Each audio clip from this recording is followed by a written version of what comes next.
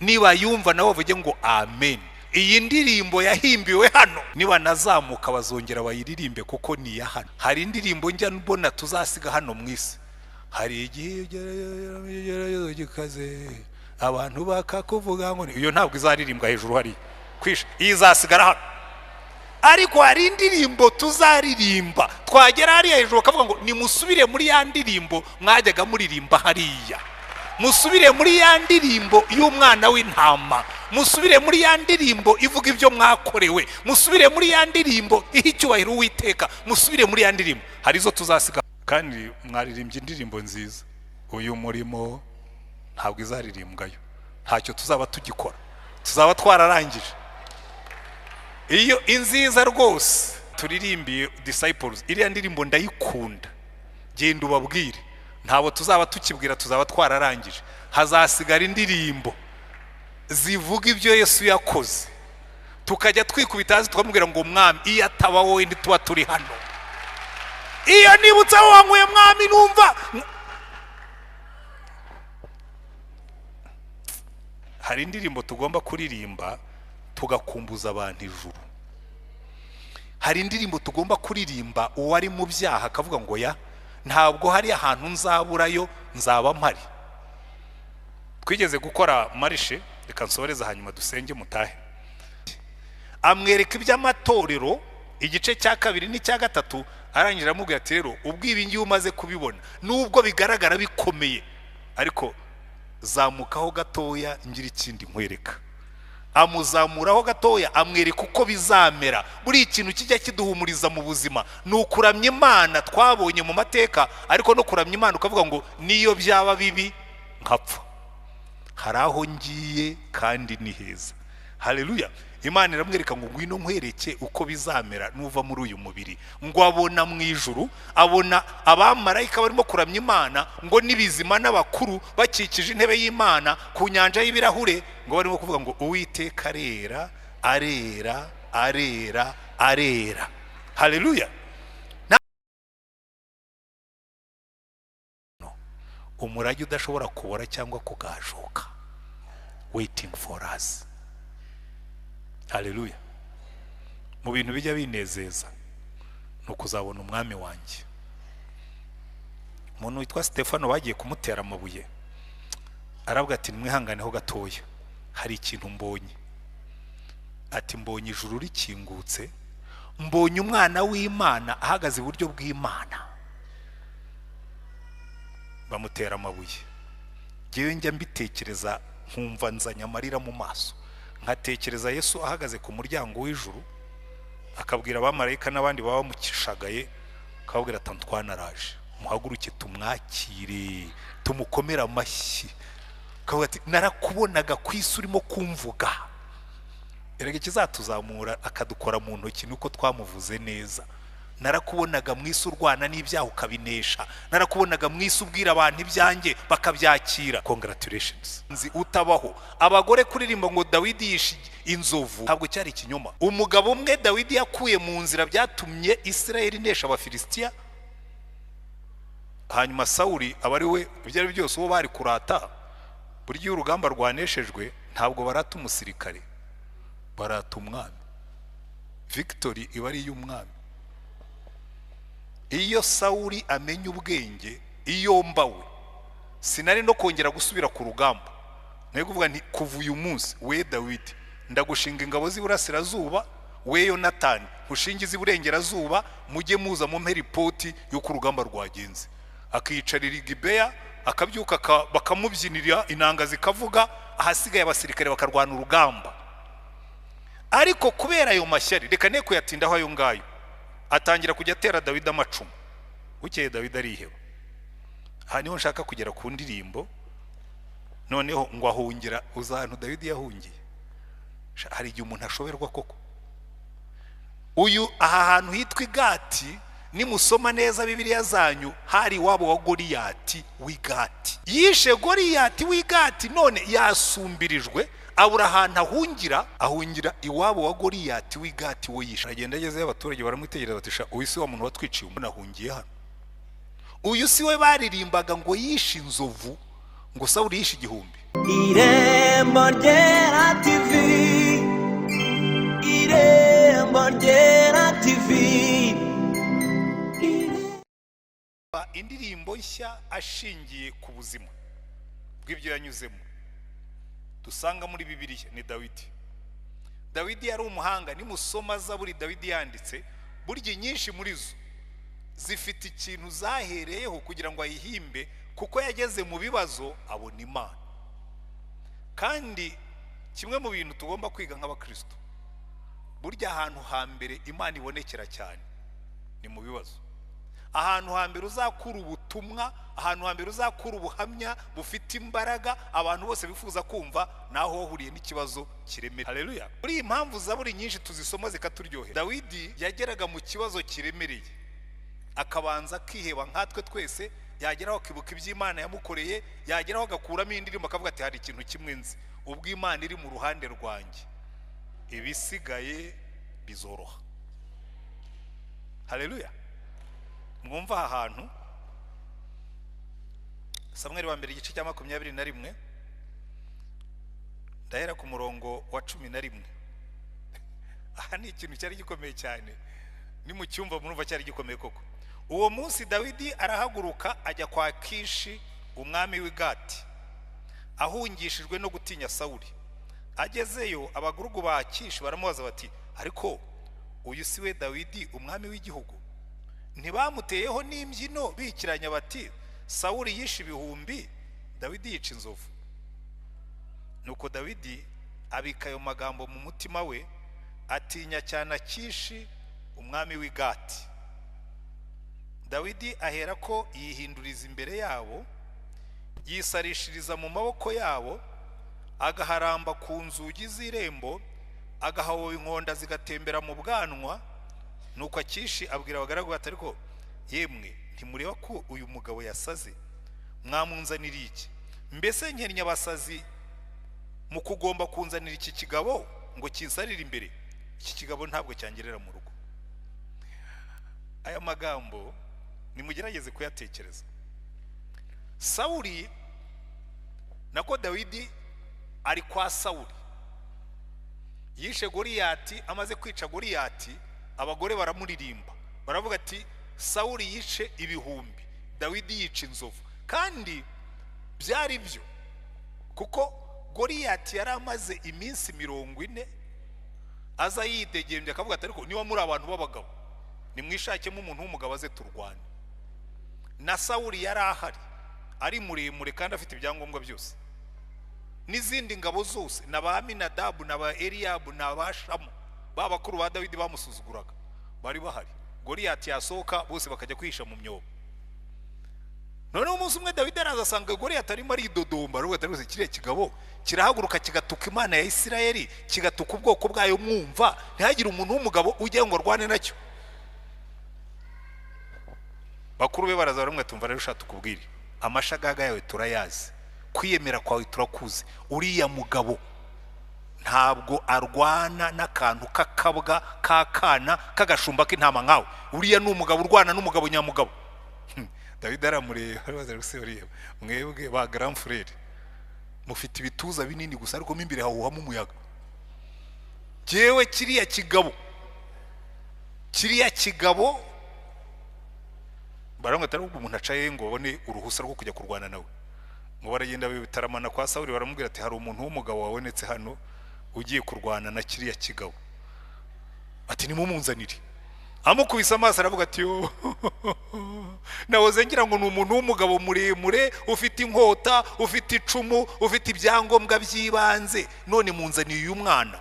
Ikintu gishekeje, Dawidi yari yarabaye kwa Sawuli amucurangira, amadayimoni akamavuma, ariko ntiyaramuzi, nta nubwo yamwibukaga. Ikintu gitangaje nuko atanamwibutse. Uyu si wa muhungu wajyaga acuranga, uyu sagi hobe ni ugiye kurwana na Goliyati. Ariko arambwira tumva rero nyagasani, jewe nubwo ndeba ubu ngubu ndi umushumba w'intama za data, iyi duburije rigafata intama cyangwa intare ikaza ikanyitambika imbere, ndayikubita. Yashaka no gushyiramo ubukarikari nkayifata kana no nkayitsibura kugeza ipfuye. Sawuli aramureba ati, peti wowe wishe intare uyifasha kananwa? Ariko ngo murabitekereza, uriya mwana yari igiharamagara. ahamagara Eliyabu na Aminadabu na Shamati muze hano. Uyu mupeti ngo ni petit frère wanyu. Bati ngo yishe intare. Ataha ati by'intambara ashobora kuba ntabyaza atari iyo ageze ku madubu ni intare nazo ziramuzi. Bati umuntu wishe idubu, kidubu kiba ari kinini, niba yarashoboye gukubita idubu rigapfa. Ticyakora hari ikindi ubuze uretse no kuba uri muto, baraza kuducishamo ijisho bagire ngo abayisirayeli tugira ingabo zitagira n'ibikoresho by'ibanze. Erega burya nabyo ni ikibazo, kwera mureba bakabona nta nkota nta cumu nta kintu na kimwe kigaragaza ko ari umusirikare. Atereka basi mutizi ibyangombwa bya gisirikare, wambare neza, wambare ibyuma bikingira igituza, wambare n'ingofero ikingira umutwe, wambare n'ibindi byo ku maguru, nkuye n'inkota n'icumu n'ingabo ndetse ushyireho. David abigiyemo yatera intambwe akumva, cyane cyane ko Sawuli yaramusumbaga. Urero nta kintu cy'uko kwambara umwenda w'umuntu mutangana, niyo ryaba ari ikote ubona ritakubereye. Akubitamo ingabo nako akubitamo ibikingira igituza abona arahorobamo, ashyiramo ibyo ku maguru abona biratendera. Avuga ati baraho Nyagasani, ibi byo ni nabi bikuruta, reka nigendere uko nsanzwe. Ubwa gatatu David yasuzuguye Sawuli nako Goliyati yaramubonye, kuko Goliyati yari muremure yarafite nk'imetero 3 niko batubwira. Afite ibikingira igituza, afite ibikingiye umutwe, afite icumu rinini, afite n'agatoya, afite n'abamutwaje ryari zavu. Azareba hejuru nyine ashaka umugabo bareshye, azagenda hanyuma agiye kubona abona kana yarakandagiye amuti we peti ko ndiba se wazanye n'inkoni uje kumbwira ko byabananiye no ubutumwa baguhaye ngo nzanire. Atoya tiyonje kukwica wowe ni nkwica nibisiga ntibibona inyama zihagije zo kurya. Ubwo Goliyati cyatabonye David yafashe umuhumetso we arimo arazunguza ibuye, igihe bakirimo kujya impaka ntiyamenya aho misile yavuye po mu gahanga. Goliyati baragaramye, David amukuraho inkota muca umutwe awutwara mu maboko. Sawuli kuba atarashoboye kumva ko David uriya munsi yamukijije umwanzi utabaho. Abagore kuririmba ngo David yishe inzovu ntabwo cyari ikinyoma. Umugabo umwe David yakuye mu nzira byatumye Israeli inesha abafilisitiya. Hanyuma Sawuli abari we ibyari byose uwo bari kurata, buryo urugamba rwaneshejwe ntabwo barata umusirikare, barata umwami. Victory iba ari y'umwami. Iyo Sawuli amenya ubwenge, iyo mbawe sinari no kongera gusubira ku rugamba. Naye kuvuga nti kuva uyu munsi we David ndagushinga ingabo z'iburasirazuba, we Yonatani ushingiza iburengerazuba, mujye muza mu report y'uko urugamba rwagenze. Akiyicarira Gibeya akabyuka bakamubyinira inanga zikavuga, ahasigaye abasirikare bakarwana urugamba. Ariko kubera ayo mashyari reka ne kuyatindaho ayo ngayo, atangira kujya atera David amacumu. Bukeye David ariheba. Haniho nshaka kugera ku ndirimbo, noneho ngo ahungira uzantu David yahungiye. Hari igihe umuntu ashoberwa koko. Uyu aha hantu hitwa Igati, nimusoma neza Bibiliya zanyu, hari wabo wa Goliyati w'Igati. Yishe Goliyati w'Igati, none yasumbirijwe abura ahantu ahungira iwabo wa Goliyati w'Igati wo yishe. Aragenda ageze abaturage baramwitegereza batisha, uyu si wa muntu watwiciye umuntu none ahungiye hano. Uyu si we baririmbaga ngo yishe inzovu, ngo Sawuli yishe igihumbi. David aravuga atakange kashobotse, inzira yonyine yo kwerekana ko ntari David no kwisarisha. Ngo aratangira arisarisha ngo akajya haramba inzu, akajya kubikuta agashwarambura, agahoboba inkonda mu bwanwa zigatemba ntanazihanagure. Hanyuma ikishara mureba rugadarose, mwabuza abasazi, uyu nguyu niwe David. Uyu musazi uhoboba inkonda zikamanuka mu bwanwa ntanazihanagure, niyo wakwica umuntu w'igihanganye nka Goliyati nundi basa. Uri hari igihe Imana ikirisha umuntu ibintu bidasanzwe.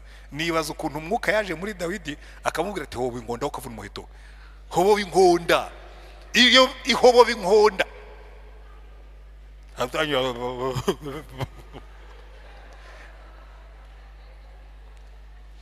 arangije abona bavuye mu nzara, aravuga ati ahangaha sinzahahungira sinahakirira.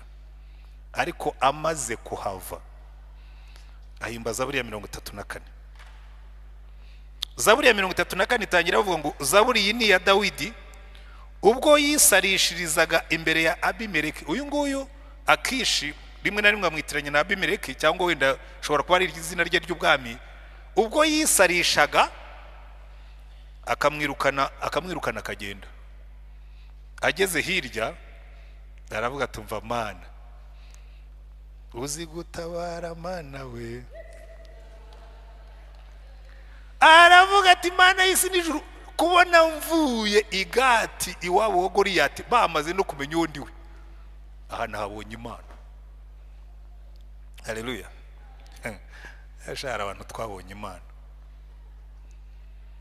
Njya mbwira abantu buriya hari igihe ubona Imana ukayibona igenda n'amaguru,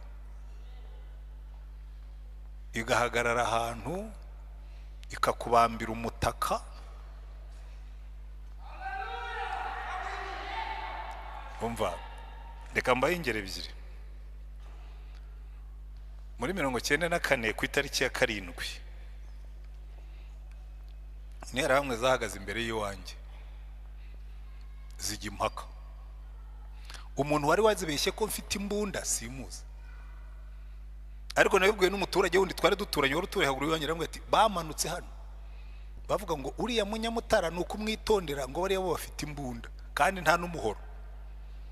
Baraza bahagarara ku irembo batangira gukora debate, batari ko buriya tuwateramo grenade. Ariko nicaye mu nzu ndimo ndashakira ndasohokana iki, sohokane fera beto, hari umuhoro udatyaje ator udatyaje n'ubundi wibuka wa wundi uba waratoye ingese uba ahantu mu gikoni. Ntarajya kuwushaka numva ijwi ry'Imana rirambwira ngo ariko ubwo ugiye ukanawushaka ukawubona ugakora ibyo wibwira ushaka gukora, ngo urasohoka wirukanka ugenda utema umwe cyangwa babiri, nibarangiza bakwica. Ubundi niwakwica ukaza imbere yanjye ufite amaraso ku ntoki urambwira ko uvuye, wakwicaye ugapfa nka Yesu. Ndicara numva ndatuje, ndavuga nti Imana umbabarire no kuba natekereje kujya kwica umuntu. Hanyuma Imana irambwira ngo ngiye mfite ubundi buryo bwo kugukiza. Namaze kwicara maze kwakira yuko urupfu rwamaze kudusingira, numva Karachnikovu ngo interahamwe nziheruka ubwo nk'aba banyegiputa bo mu kunyanja itukura, mbaheruka ubwo barirutse baragenda abana babiri gusa, kandi hari hagaze abantu bagera kuri 30. Ndavuga nta munsi mbonye Imana igenda n'amaguru. Hari igihe wibwira ko ugiye kwitabara, Imana ikabwira se watuje ukareka nkaba Imana yawe nkagutabara. Dawidi yaragiye ahungira igati, ageze yaravuga ati ndapfuye, Imana iramwita isarishe ibisigaye bimparire. Aharamba ibikuta aho rubo binkonda mu bwanwa, akisha murebye aravuga ati oya uyu ntabwo ari Dawidi, ntabwo umuntu ho binkonda ashobora kwica Goliyati, uyu nundi basa. Baramureka aragenda. Avuyeyo ahimbiye Zaburi, aravuga ngo nzahimbaza Uwiteka iminsi yose, ishimwe rye rizaba mu kanwa kanjye iteka. Uwiteka niwe umutima wanjye nzirata, abanyamubabaro babyumve bishime. Mufatanye nanjye guhimbaza Uwiteka, dushyirane hejuru izina rye. Haleluya. Buriya mu gitondo nabwiye ngo iyo umuntu agiye guhimbaza Imana yibuka Imana y'amateka ye. Kandi buri muntu wicaye hano amateka yawe, nkuko korari yaririmbaga ngo Imana yihishuriye Mose siko yihishuriye Dawidi, uko yakwihishuriye siko yanyihishuriye, uko yanyihishuriye siko yihishuriye uriye. Buri muntu wese afite amateka ye. Nibyo hariye buriya nawe ufite amateka. Buriya hari ahantu wigeze kubona Imana ko buri muntu wese hano ashobora gusubiza amaso inyuma, yavuga abanyuze mu bintu nk'ibyo bakavuga ngo iriya Mana nanjye narayibonye. Haleluya. Nari nabwiye ngo ndabaha example ebyiri, reka mbaho iya kabiri hanyuma ngiye kuri kunone Imana ireba imbere. Turahunze rega, duhungiye muri stade, turavuga ngo ahangaha hari yunamiri,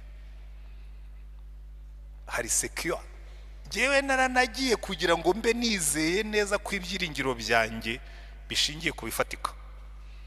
hari ahantu hari umuryango wa gatandatu n'ubu njya hakora urugendo rw'urwibutso nkajya kwibukaho nari nicaye mu gitondo saa 12 iruhande rwacu neza inyuma yacu gutya hari ikimodoka cy'Ababangladesh iyo bitaga Kibati Kigali bataliyoni y'Ababangladesh ikintu cy'ikimodoka biriya bya gisirikare kiriho urubunda runini rufite umunwa ngira ngo ufite diameter ingana itya ingana na za tuyo za sandisi bajya bakoresha mu ngira ngo ari kigomba kuba cyari 120 ihari zo nyine numva bita gutya ariko sinzi kuzitandukanye ndagenda turara muri iyo porte ya gatandatu hanze muri esikariye munsi ya esikariye twahageze ku cyumweru kuwa mbere turahirirwa kuwa kabiri tubona icyo bita kaga mu gitondo saa 12 nicaye ndimo gusenga mana nangaho burahari mana no muri bibazo mana numva ikintu kije gihorera ngo kikubita uruhande rwa cya kimodoka cy'Ababangladesh kiraturika igihe nkivuga ngo baraturashe abo muri ntuza ya 8 abo mu ya 10 abo mu ya 12 hari n'abagore bari haruguru bari batetse ibikoma mu gitondo zose zigwamo umunsi wose twamaze duterura bapfuye n'abakomeretse ariko nicara nkatekereza nkavugana ariko kuki muri gatandatu cyahushijeho imetero 2 gusa mu 8 kigwamo nibo badukurikiraga mu 9 nako mu 10 kigwamo nibo bari kurikiye muri 12 kigwamo mbese abari kuri aka kazone ko harugura aho iyo mbunda yarebaga hose cyaguyemo presi kidahusha aho nagomba kuba ari Imana ndimo kuvugana nayo yateruye icyo ngiki kiravuga ngo wowe umunsi wawe wo gukomereka cyangwa wo gupfa suye nguyu ni kibe kigiyeyo ujye guterura abandi ukabona Imana wagisubiza amaso inyuma ukavuga ngo hari Imana nabonye ibyo bita ngo ikinzu ukuboko Dawidi akaririmba ati Imana ni ingabe inkingira ni igihome kirekire nihishamo ubyumvise yaranyuze mu mateka nkayo akavuga ngo iriya Mana Dawidi avuga nanjye narayibonye haleluya hano yageze kwakisha abonye Imana imukije avuga ngo nzahimbaza Uwiteka iminsi yose ishimwe rye rizaba mu kanwa kanjye erega buri gituma abantu benshi badahimbaza Imana nuko batafashe umwanya wo gutekereza ngo umugabo wacitse akaguru yarigenderaga n'akabando ke hanyuma agashinga ahantu atangira gushima Imana undi utari ufite inkweto araza aramureba ati sha ugahagarara ku kuguru kumwe utagira no kwa kabiri ugashima Imana waje ukamfasha tukayituka jewe yanyimye inkweto ndayivuma wowe utagira no kugurura yishima aravuga ati sha impamvu urimo kuyivuma nuko ufite amaguru abiri iyo uba ufite ukuguru kumwe kaguhahira wajya uyishima kuko abantu benshi bareba ibyo badafite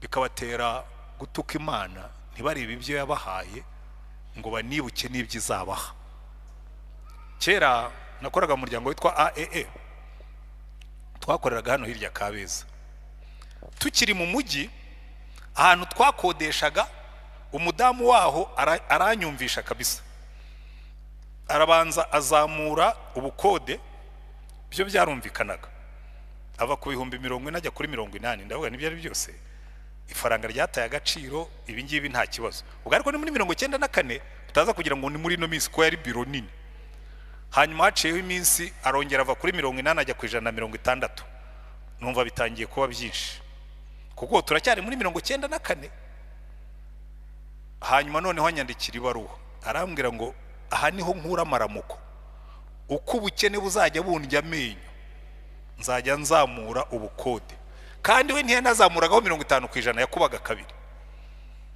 akubise kabiri bigeze kuri 640 ndavuga ni kuri iritime ahantu ntabwo nzahashobora mfata ibaruwa y'injyana imbere y'Imana yibwira mva rero Mana inyagambure gira ikintu ukora naho ubundi akakazi karatunaniye Imana irabikora iduha biro hano hirya ahantu heza hanini ariko hakaba akabazo kamwe agahanda kava ku muhanda munini kagera kuri biro ya AEE kabagamo icyondo umva habaga icyondo kandi wumve jewe nari mfite imodoka y'akazi ariko namanuka mu nyeranyereza nkavuga ariko Mana aho watujyanaga yeye noneho igitondo kimwe Imana irambwira ngo ariko se si we wansabye ngo nkuvane hariya aka gahanda k'imetero 80 kakwibagije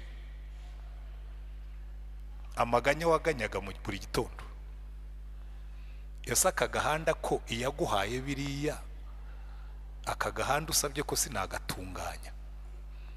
Ushobora kwicara hano urimo kuganya ikintu kimwe cyanze kikakwibagiza ibindi byinshi Imana yakoze, ariko iyo uhindukiye ukavuga ngo iyakoze biriya nibizabikora, iyandinze biriya nibizabindinda, iyamvanye hariya nahizahamvana. Nibyo Paulo yavuga ngo ariko yo itarimanye umwana wayo niki tazaduhana hamwe nawe, niki cyadutandukanya n'urukundo rw'Imana? Kuko kuramya kwacu kuva muri uko kumenya iyo Mana y'amateka. Ariko ikindi kizagutera umwete niho ngiye kurangiriza, nibyo ibyo nabasezeranije ndabikora. Igitabo cy'ibyahishuwe niho hantu haba worship yo mu rwego rwo hejuru.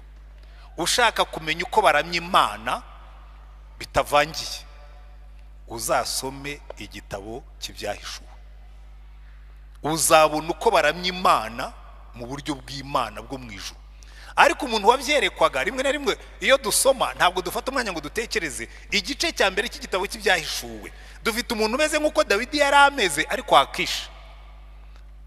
Yohana aravuga ngo ku munsi w'umwami wacu nari ku kirwa cya Patimo ndi mu mwuka. Ku kirwa cya Patimo hari ahantu hameze nko kwiwawa.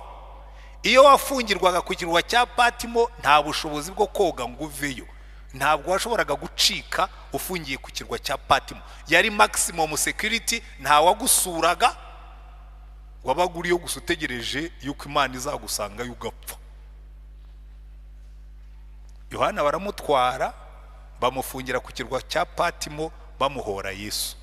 Noneho aravuga ngo ku munsi w'umwami wacu nari ndi mu mwuka. Imana igusanze ku kirwa cya Patimo, haleluya, uri ahantu ufunze handi n'umwana arira nyina ntiyumve. Imana ikavuga ngo jewe naho abandi batagera jewe njyayo. Kandi umunsi yaje kumusura noneho ntabwo yaje yihishe. Hari ubwo Yesu akugenderera nka Yosefu akakugenderera mu nzozi, hakaza marayika mukavuganira mu nzozi ntihagire undi umubona. Hari ubwo agufatira ku muhanda nka Paulo ajya Damasiko akagukubita hasi, uwo yaje kureba kumvijwe abandi ntibari bona uretse ko babonye urumuri rubakubita. Oya, uyu munsi bwo Yesu yaje mu cyubahiro cye ku buryo Yohana yaramubonye ngo agira ubwoba yikubita hasi nk'upfuye, ngo arambura ikiganza mukora amubwira tumva Yohana haguruka, nari narapfuye none ndi muzima kandi nje kuguhumuriza, ni ufite urufunguzo rw'urupfu n'urw'ikuzimu, none wandike ibyo ndi bukwereke. Amwereka iby'amatorero igice cya 2 n'icya 3, arangira aramubwira ati rero ubwo ibi ngiye umaze kubibona nubwo bigaragara bikomeye ariko zamukaho gatoya ngira ikindi nkwereka. Amuzamuraho gatoya amwereka uko bizamera. Buri ikintu kijya kiduhumuriza mu buzima ni ukuramya Imana twabonye mu mateka, ariko no kuramya Imana ukavuga ngo niyo byaba bibi nkapfa hari aho ngiye kandi ni heza. Haleluya. Imana iramwereka ngo ngwino nkwereke uko bizamera nuva muri uyu mubiri. Ngo abona mu ijuru, abona abamarayika barimo kuramya Imana, ngo nibizima n'abakuru bakikije intebe y'Imana ku nyanja y'ibirahure, ngo barimo kuvuga ngo Uwiteka arera arera arera arera. Haleluya. Ntabwo rero birangirira, reka mbasomera ayo magambo ngiye gusoza. Igice cya 4 umurongo wa 8. Ibyo bizimu uko ari bine byari bifite amababa 6 byuzuye amaso impande zose no mu nda, ntibiruhuka ku manywa na nijoro, ahubwo bihora bivuga ngo Uwiteka, oya, uwera uwera uwera niwe mwami Imana ishobora byose, niyo yahozeho kandi iriho kandi izahoraho. Baramya Imana gusa for who he is, bakavuga ngo iyi Mana yahozeho niyiriho kandi izahoraho iteka ryose. Ibi byose biriho, umva uko bakomeza. Iyo ibyo bizima bihaye yicara kuri ya ntebe ihoraho iteka ryose, icyubahiro no guhimbazwa n'ishimwe, bakuru 24 bikubita imbere yicara kuri iyo ntebe bakaramya ihoraho iteka ryose, bakajugunya amakamba yabo imbere y'iyo ntebe bavuga bati mwami wacu Mana yacu, ukwiriye guhabwa icyubahiro no guhimbazwa n'ubutware koko, kuko ari we waremye byose igituma biriho kandi cyatumye biremwa nuko wabishatse. Uri ku isi kubera ko Imana yabishatse. Niyo mpamvu buryo utagombye kwiheba. Imana ikurema hari icyo yakuremeye. Paulo yabyanditse neza aravuga ngo turi abantu Imana yaremye ituremeye imirimo myiza yo yiteguriye kera ngo tuyigenderemo muri Kristo Yesu. Ariko ikibazo kibaho, abantu benshi bamara igihe bashakira hatariho. Jya muri Kristo Yesu umenye imirimo waremewe. Nubyuka mu gitondo uvuga ngo Mwami Yesu, ndahagurutse, hari imirimo myiza wandemeye uyigenera uyu munsi, none umpumura amaso uyinyereke, umfate ikiganza uyobora ubuzima bwanjye, hanyuma uko ngenda kose naba ndi maso naba ndangaye. Buriya turarangara. Rero rero ndimo gusenga nabyo ndabyibuka. Njya mbwira Imana ni Imana, naba ndi awake, ndi alert cyangwa ndangaye, Mwuka Wera uteke ingova uyobore ubuzima bwanjye. Kuko hari igihe ugira mu bantu, ukajya mu bantu barimo gupanga imipango itariyo, ukajya mu bantu bari mu byaha utagomba kubamo, hanyuma nawe ukajyana n'icyo kigari. Ariko iyo umwuka kuri y'urwara, hari igihe wumva umwuka akubwira ngo get out of here, funga kanwa ntiwongere kuvuga. Ugafunga kanwa, cyangwa akubwira ati haguruka ugende, uraho utagomba kuba. Iyo wemereye Imana kuri bukuyobore irabikora, ariko iyo ubikoze ubikuye ku mutima. Haleluya. Kuko hano bahimbazaga Imana kuvuga ngo igituma turiho nuko ari we waturemye, bikabatera kuyihimbaza. Ni wowe ukwiriye guhimbazwa, ugahabwa icyubahiro no guhimbazwa n'ubutware, kuko ari we waremye byose. Igituma biriho kandi cyatumye biremwa nuko wabishatse.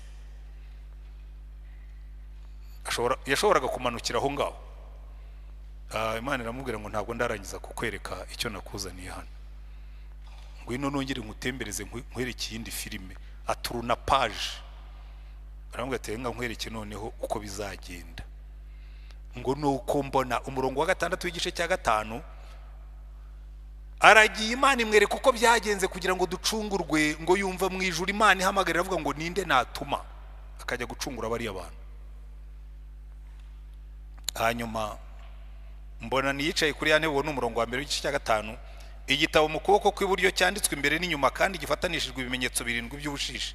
Mbona marayika ukomeye abaririza n'ijwi rirenga ati, ninde ukwiriye kubumbura kiriya gitabo no kumenya ibimenyetso bigifatanije? Ntihagira uwo mu ijuru cyangwa uwo mu isi cyangwa uw'ikuzimu ubasha kubumbura icyo gitabo cyangwa kukireba. Nuko ndizwa cyane nuko hatabonetse ukwiriye kubumbura icyo gitabo habe no kukireba. Umwe muri ba bakuru arambwira ati, wirira, dore intare yo mu muryango wa Yuda n'igishyitsi cya Dawidi aranesheje ngo abumbure igitabo amene n'ibimenyetso 7 bigifatanije. Haleluya.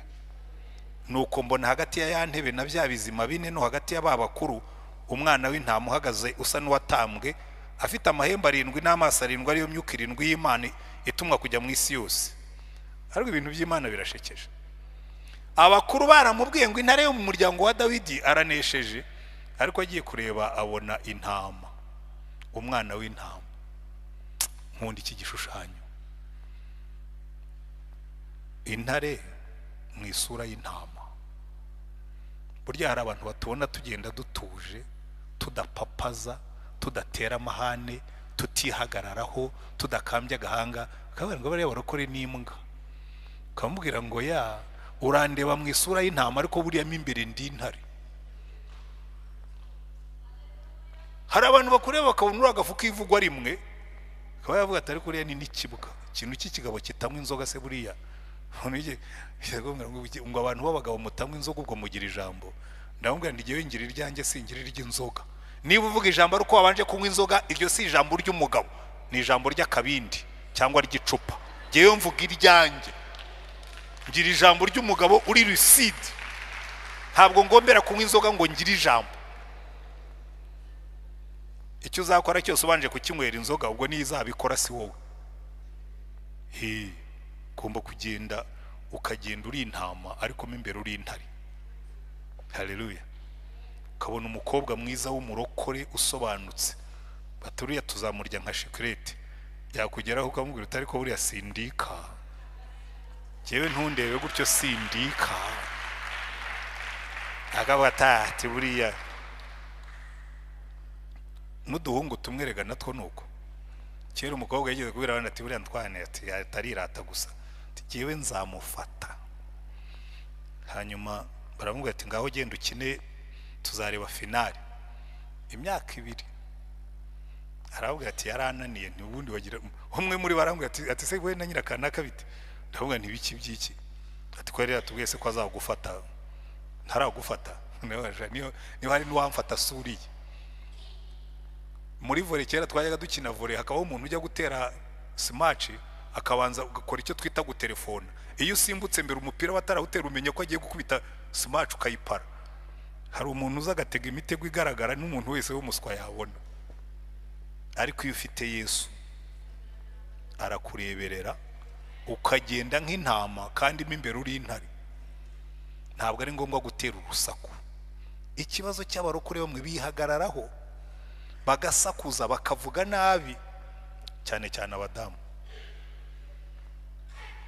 umudamu araza agatuka umukozi ariko giye abadamu ndabubaha cyane umukozi umusigira abana bawe ukamusigira amasafuriya n'amasahani agateka ibiryo ukaza kubirya kandi wamwisikyo mwagiye mu bintama ariko imbere muri intare aho gutontomuka ukavuga ngo me wagira ngo ugiye gutontoma kumva uravuze ngo me ugacisha make kuko uri umwana w'Imana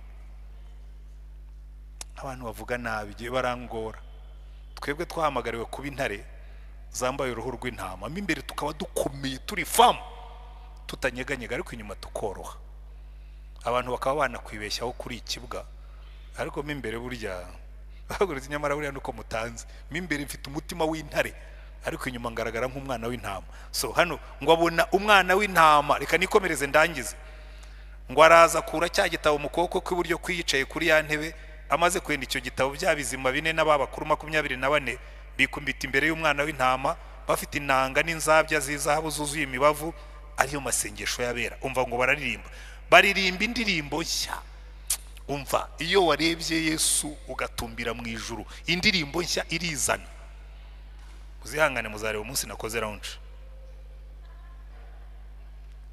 muzatangara nyamara kandi ugamugira ngo mbanshyenga baririmba indirimbo nshya bati ni wowe ukwiriye kwenda igitabo no kumena ibimenyetso bigifatanije kuko watambwe ugacungurira Imana bo mu miryango yose no mu ndimi zose no mu moko yose no mu mahanga yose ubacunguje amaraso yawe ukabahindurira Imana yacu kuba abami n'abatambyi kandi bazima mu isi ikintu turamiriza Yesu tukamuhimbaza nicyo yatugize cyo ukavuga ngo uva twe yatugize abatambyi n'abami kandi tuzima mu isi haleluya arakomeza aravuga ngo ndareba numva ijwi ry'abamarayika benshi bagose ya ntebe na byabizima n'ababakuru umubare wabo wari inzovu inshuri inzovu n'uduhumbi n'agahumbagiza bavuga ijwi rirenga bati umwana w'intama watambwe ni ukwiriye guhabwa ubutware n'ubutunzi n'ubwenge n'imbaraga no guhimbazwa n'icyubahiro n'ishimwe ibyo dukunda byose babishyira ku meza ye hari abantu njya numva ngo nibagera mu ijuru ngo bazabaha ibikamba binini ngo kubera ko bakoze imirimo myinshi ngabwe muzi iki ibyo bikamba bikora mwabonye muri kiriya gice twabonye baravuga ngo ayo makamba iyo abamarayika batangiye guhimbaza Imana barayaterura bakayakura ku mutwe bakajya bayikubita hasi bikavuga ngo pi ngo pi ngo pi ngo niwo kwiriye ishimwe niwo kwiriye guhimbazwa aya makamba sa yacu niwe wayatwambitse icyubahiro ni cyawe hanyuma niyo mpamvu ugiye njya mbwira Imana ningera mu ijuru zampe gatoya navunikiye mu isi sinshaka kuzavunikira no mu ijuru bazampe gatoya nge nkakubita hasi nongere nkaterure kataremereye nayo bijya kumvuna muzabyitwarire giyo nzafata gatoya amen nuko numva ibyaremwe byose byo mu ijuru no mu isi n'ikuzimu no mu nyanja n'ibirimo byose bivuga ibitishimwe no guhimbazwa n'icyubahiro n'ubutware bibyicaye ku ntebe n'iby'umwana w'intama iteka ryose nuko byabizima bine birikiza biti amen babakuru bikubita hasi baramyihoraho iteka ryose iki shaka kuvuga iki nsoza worship kuramya Imana by'ukuri bigenda bihererekana abamarayika bararamya ibizima byakumva nabyo bikikubita hasi bikaramya hanyuma n'abari mu isi babyumva bakaramya n'abari munsi babyumva bakaramya bikagenda bihererekana abantu bakaramya ubwami bw'Imana bukaguka ariko iki nicyo tugomba gusobanukirwa.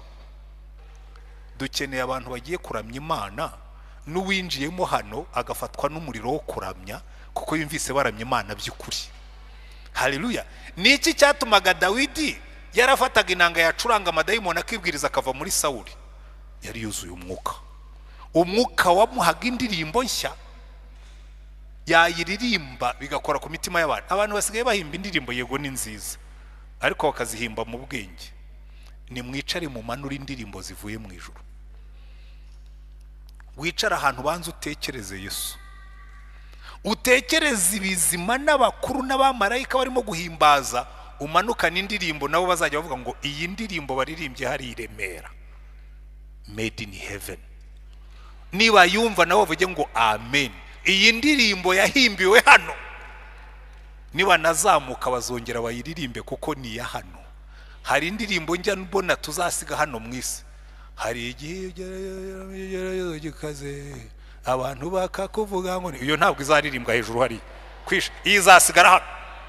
Ariko hari indirimbo tuzaririmba twagera hariya hejuru bakavuga ngo nimusubire muri ya ndirimbo mwajyaga muririmba hariya, musubire muri ya ndirimbo y'umwana w'intama, musubire muri ya ndirimbo ivuga ibyo mwakorewe, musubire muri ya ndirimbo iha icyubahiro Uwiteka, musubire muri ya ndirimbo. Hari izo tuzasiga hano, ni ukuri. Kandi mwaririmbye indirimbo nziza, uyu murimo ntabwo izaririmbwayo, ntacyo tuzaba tugikora, tuzaba twararangije.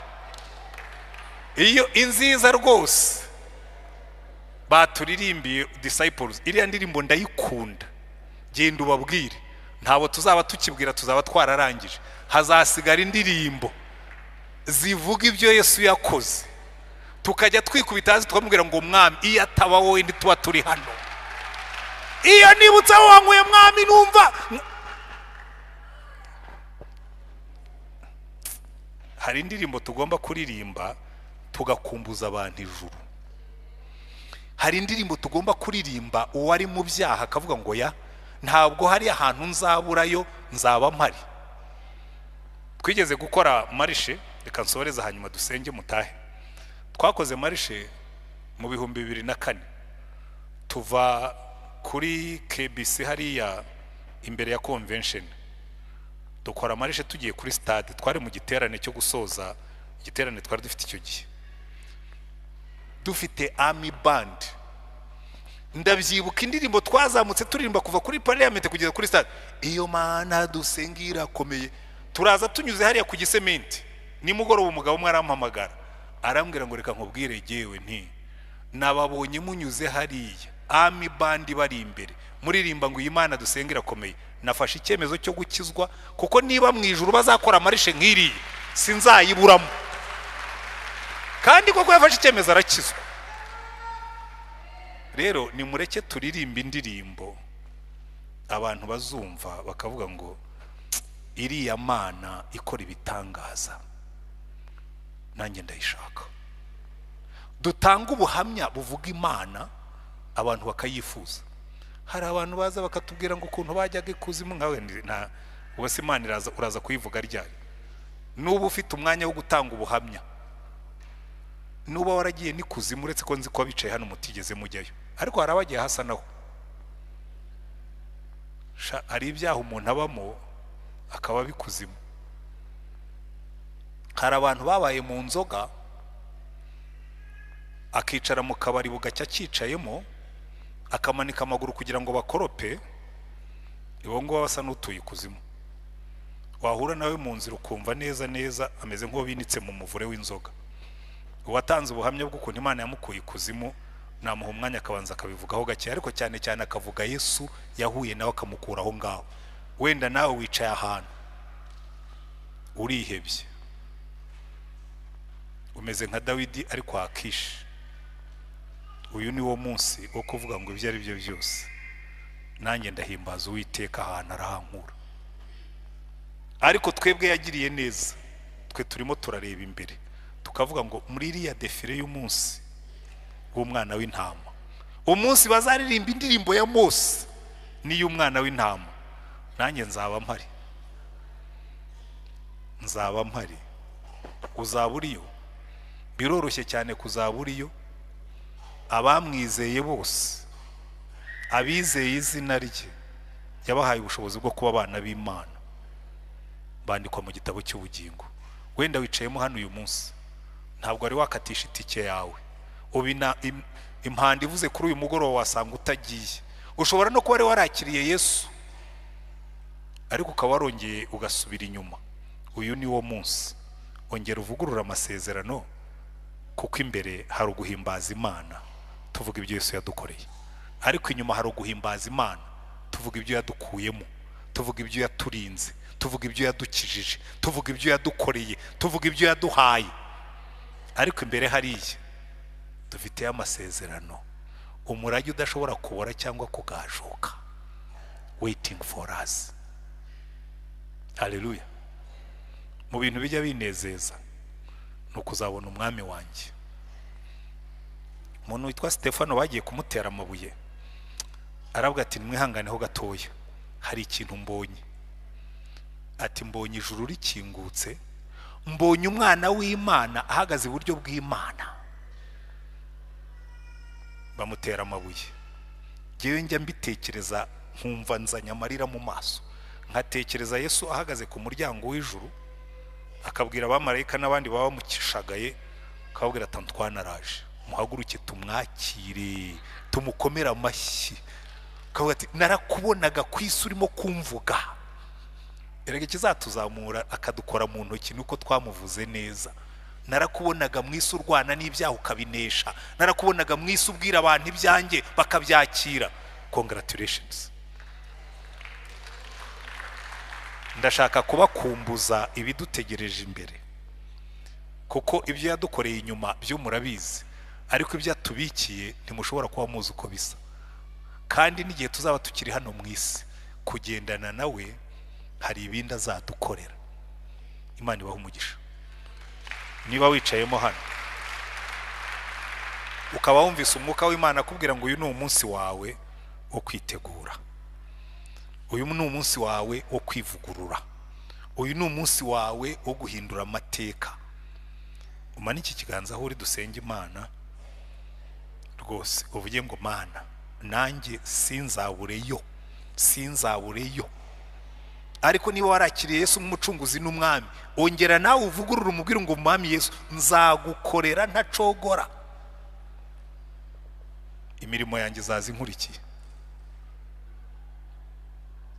Niba urimo utari wakiriye Yesu nk'umucunguzi, cyangwa wari waragenze nawe ugasubira inyuma, Irembo Ryera TV, Irembo Ryera TV, Irembo Ryera TV, Irembo Ryera TV, Irembo Ryera TV, Irembo Ryera TV, Irembo Ryera TV, Irembo Ryera TV, Irembo Ryera TV.